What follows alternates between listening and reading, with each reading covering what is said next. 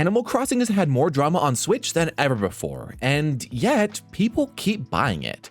In fact, they're playing it now more than ever in the past, with New Horizons being the second best-selling Nintendo Switch game ever. Why is that? Why does it seem like so many people will never quit Animal Crossing no matter what choices Nintendo makes, even if they seem kind of wild at times? Let's start off with the truth that despite the controversy following the series, it just keeps selling better and better over each installment. The divisive changes are broadening the appeal of the franchise, while also keeping more than enough of the old-timey fans satisfied.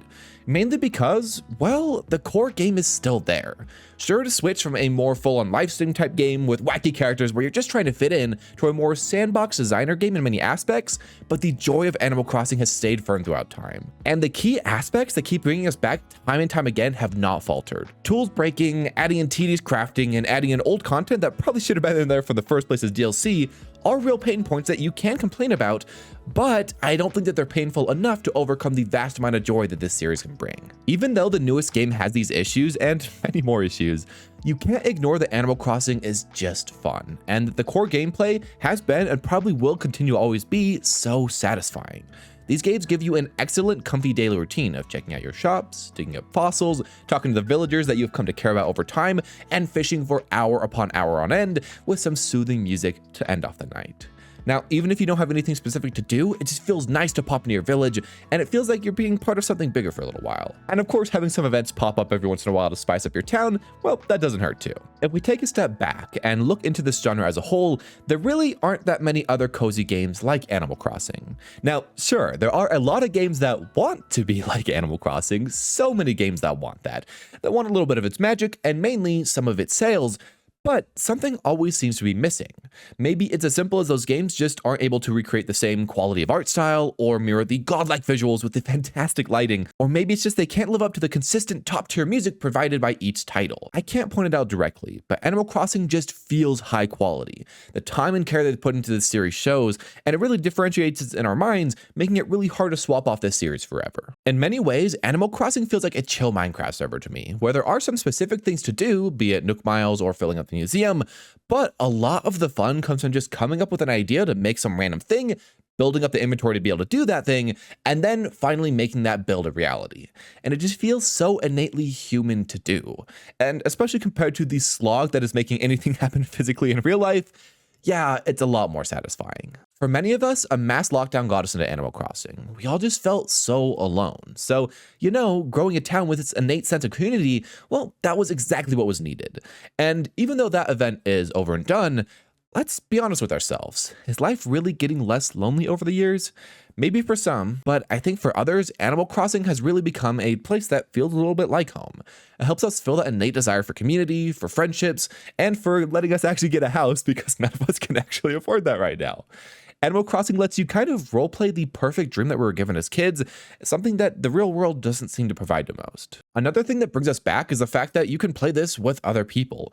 And I'll note that while the multiplayer isn't fantastic, it still is a boon. To be able to show off all of your effort and low-key flex it from time to time, well, that feels good, whether you're doing it to people you know in real life or people that you kind of built up a community with online. And getting appreciation for that effort that you put in, well, that's really hard to give up. Over time in every Animal Crossing world, the player builds up something big, something personal, and eventually over the months or over the years, something nostalgic. And sure, you may not be playing these games all the time, or at this point, even that often, but every Animal Crossing player with a well-worked village will come back from time to time, just to feel what it's like to feel welcome in their own personal masterpiece, and that always just feels so nice. For me personally, putting in all the time to terraform your city exactly into what you wanted, that felt great, and was a feature that I really enjoyed.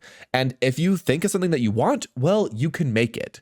But one of the best parts about this series is that, when they add a new feature like this, you can also just completely ignore it if you want to. And you can play a more old style type Animal Crossing where you live with what God gave you to build.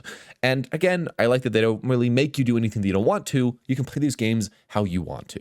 I will be blunt, the modern games are very different from the past games. They change from you being a random outsider trying to find your place in this world to, well, now you are a literal god, and also the mayor. Different strokes for different folks. But if you're looking at the numbers, this worked and connect with a lot more people. And I think for some, this truth is very disappointing.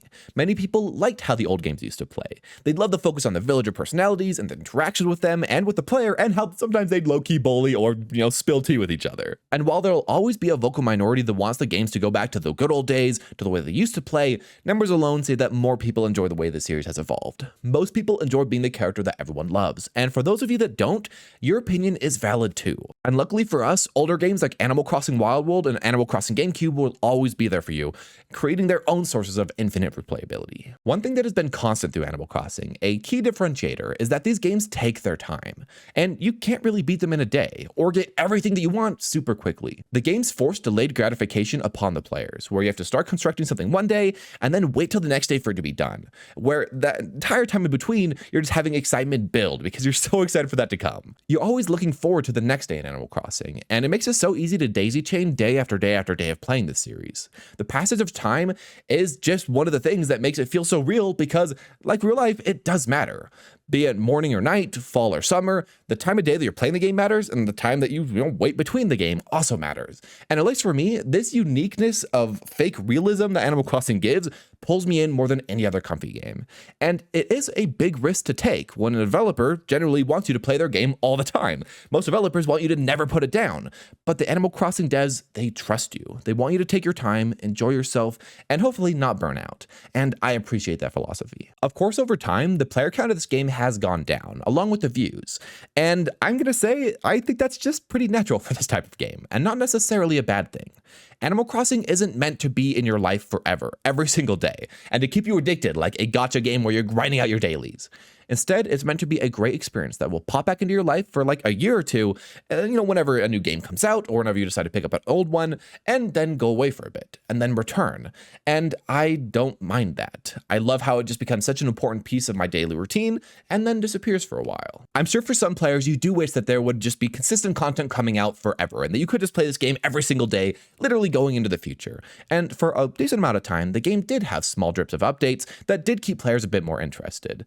And to be honest, I am kind of surprised that they stopped doing them and that they didn't try to monetize them even more, because sure, the content was oftentimes, reused old stuff, but it was still nice. And the game honestly could have become a full-on live service game if they wanted it to, continually bleeding players dry and keeping the engagement up until boom, the next game comes out with tons of new stuff and tons of new players, and rinse repeat.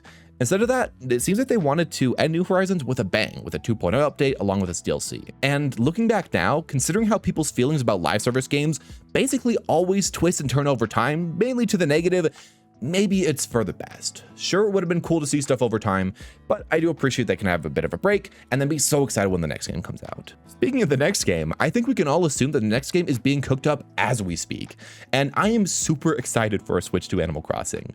I feel like every game learned so much from the previous one, from the good and bad reception before, and I can't wait to see how this series evolves going into the future. Maybe gold tools won't break again, maybe there'll be more wild NPC interactions again. Of course, they could stay nice to you, but have some insane tea in between each other, or maybe you could go into something like space, and that could be kind of crazy too. In the end, no matter what, I know that the next game will be so fun, and in 4K, it will look so incredible.